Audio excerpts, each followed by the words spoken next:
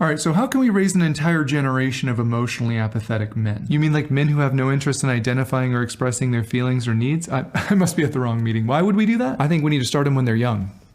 As boys, we need to condition them to see feelings as weak and not see any value in being vulnerable. So when your child is hurt or scared, you're just going to tell them to man up, shove it down, walk it off? Exactly. When they get angry or cry, tell them to go to their room, right? We want to send the message, no one wants to be around you when you're having big feelings. But then won't they associate expressing emotions with literal abandonment, which is like the worst thing for a child? Am I missing something? Show them from a young age the only person they can rely on is themselves. Right? Nobody cares about your feelings or needs. They'll actually get mocked if they bring them up. So then being vulnerable only leads to them feeling more hurt and betrayed. You can see that that discourages them from ever doing it again, right? Yeah, that way when they grow up, they'll default to dismissing and invalidating their partner's painful feelings because that's the only way they learned how to cope with their own. Not just their partners, but their children as well. I mean, you're really causing generational trauma here. Right, we need to make sure we're teaching them that their worth and value comes from how much money they make. We reinforce the idea that apologizing and taking accountability means you're a failure. Being strong means being dominant and in control.